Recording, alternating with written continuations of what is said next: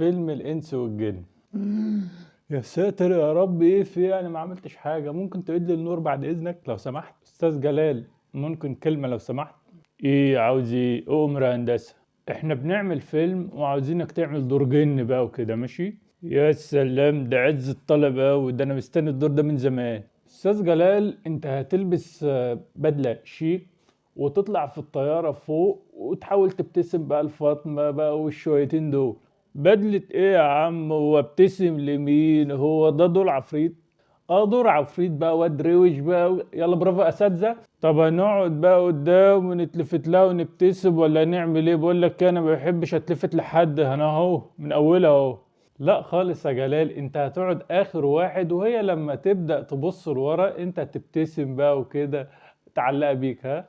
طيب يا عم، ادينا قاعدين لحد ما السادة حضرتها تتلفت لورا عشان نبتسم ليها. ايه ده شوية يا جلال، هي اكيد هتبص لورا يعني، ما تقلقش. بس اهم حاجة في لحظتها اول ما تبص لورا انت تقوم مبتسم على طول. ماشي يا عم نشوف. بتبصي بقى، بتبصي يا ستي. الزول بقى اي حاجة في قفاها تخليها تبص يا عم؟ لا انت بتقول ايه؟ هي اكيد هتبص يعني، ما تقلقش. بقول لك ايه، خد كده اديها الاجره كده يمكن تبص. ما تلخبطناش بقى يعني، ما تبص بقى يا ست وتخلصينا بقى. بص يا جلال، وانتوا خارجين من الطيارة حاول تتكلم معاها كده وتلاغيها، والجو ده الاغي مين يا عم؟ انا عفريت. شوية تقول لي ابتسم لها فوق، ودلوقتي تقول لي الاغيها واحنا ماشيين. بقول لك ايه، وانا عفريت قسم شاطئ؟ انا بقيت شاكك في الدور ده انت شوية شوية هتقول لي لبس دبل. ايه ده يا جلال؟ وسيبني ركز شوية واسمع الكلام، لإلا والله انت بتهددني ولا ايه؟ هتعمل ايه يعني؟ لا لا انا اسف طبعا، انا قصدي ان ديت مرحلة اولى ولسه الرعب جاي قدام، ما تقلقش. ماشي يا عم، نحاول نلاغي كده ونشوف اخرتها ايه، مش هنخسر حاجة يعني. بقول لك ايه لو سمحت يعني، انت كلمة بس يعني. ممكن رقم جدتك لو سمحتي؟ يا عم ايه ده يا عم؟ رقم جدتها ايه وبتاع ايه يا عم؟ بقول لك ايه، ما تألفش من دماغك وقول الكلام اللي مكتوب مظبوط. ماشي يا عم، ما تزعلش كده. بقول لك لو سمحت، انت تاني تعالى. ممكن رقم جدتك عشان جدتك ما عندهاش شبكة. اسطوب يا عم، ايه جدتها ديت يا عم؟ هي من انهي قرن دي اصلا؟ وانت اخر مرة لغيت فيها امتى؟ يا عم انا عفريت يا عم، عاوز انتقم مش هلاغي. يا عم لسه شوية يا عم، هو انت خلاص اول ما عرفت انك عفريت عاوز تنتقم وخلاص؟ قول اللي مكتوب وخلاص. طب ايه اللي مكتوب؟ وبالراحة على نفسك كده، اللي مكتوب يا سيدي عاوز رقم جوز خالتك، مش رقم. يخرب بيت الرقم. بالراحة على نفسك كده شوية، انت بتزعق كتير، ها؟ والله ما قصدي، ده انفعال مؤقت، ده انت حبيبي يعني. بس المهم انا عاوزك يعني ايه، تبقى مدردح شوية. مثلا تقول لها انا شفتك قبل كده، انا عارفك من زمان، الحاجات ديت لحد بس نبدأ نتكلم، ها؟ ماشي يا عم تقول كده، ده انا استاذ في الكلام ده، وانت شايفني ايه يعني؟ ممكن كلمة لو سمحت يا فاطمة؟ أيوة أيوة، أنت تاني تعالى، إحنا هنفضل بقى رايحين جايين. على فكرة يا فاطمة، أنا عارفك من زمان قوي وعارف كل تحركاتك، ومن يوم ما اتولدت وربنا ما هسيبك. استوب. ايه يا عم اللي انت بتقوله ده يا عم؟ ده شكل واحد بيلاغي. ده انت ناقص تقول لها تعالى 4 ايام على ذمة التحقيق يا عم. ايه انت اخر مرة يا عم انت كنت في السنة كام بتكلم يعني؟ يا عم انا عفريت يا عم، ماليش انا في الكلام الملغية والكلام الفاضي ده. انا عاوز اعمل الحاجات بتوع العفاريت والشويتين دول، انت فاهمني طبعا، ها؟ ماشي يا سيدي، سيبك بقى من كل اللي فات ده وتعالى لي بقى على الحبتين بتوع العفريت اللي انت عاوزهم الصبح. قشطه بقى، يلا ورينا هنعمل ايه. هتروح بقى يا اخويا البيت عندهم وتاخد الشنطه من الدولاب، بس وانت بتفتح الدولاب مش هتفتح الدولاب بايدك، عشان طبعا العفاريت ما بتفتحش الدلاليب بايديها. ايوه بقى، ايه اللي انت بتقوله ده يا عم؟ هفتح الدولاب ازاي من غير بقى افتحه بايدي؟ معرفش بقى، اتصرف بقى. شغل العفاريت جالك اهو بقى، ايش يعني؟ ورينا هتعمل ايه يعني. افتح الدولاب يعني بالشفط ولا اعمل ايه يعني؟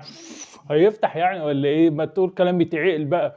والا لو فتحنا يعني الدولاب يعني وعرفت افتحه يعني بعجوبة، اخد الشنطة ازاي؟ طب ما انت بتقول العفاريت ما بتمسكش الحاجة بايديها، امسك الشنطة ازاي بقى واخدها؟ ومين قال لك اصلا ان الشنطة موجودة في الدولاب؟ ده انت عامل خداع بصر الفاطمة انها شايفة الشنطة وهي اصلا مش موجودة.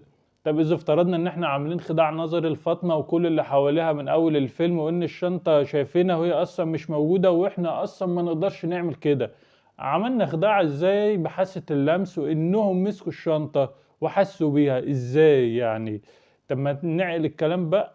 يعني احنا اصلا ولا نقدر نعمل خداع بصري ولا نقدر نعمل خداع لمس. يعني ما نقدرش نعمل خداع ان الحاجة موجودة وهي اصلا مش موجودة. احنا قدراتنا اصلا مش كده. احنا يا دوب نقدر نوسوس لهم، نقدر مثلا نشتت تفكيرهم، نقدر نخوفهم. ده ممكن مثلا يبقى عبارة عن ايه؟ عبارة عن تعب نفسي. الانسان تعبان نفسيا، يعني فاطمة تعبانة نفسيا مثلا عشان خطيبها مات قدام عينيها. العفريت مننا بيقوم يستغل الموقف ده، يشوف تعب النفس فين، يبقى بيستخدم، يقعد نخرب بقى في دماغه بقى، يقعد يشتت التفكير، يقعد يوسوس في دماغهم، يقعد يخوفهم طول الوقت لحد ما هم يتهيأ لهم الحاجة. اما احنا ما نقدرش نجيب الحاجة قدامهم وهي اصلا مش موجودة.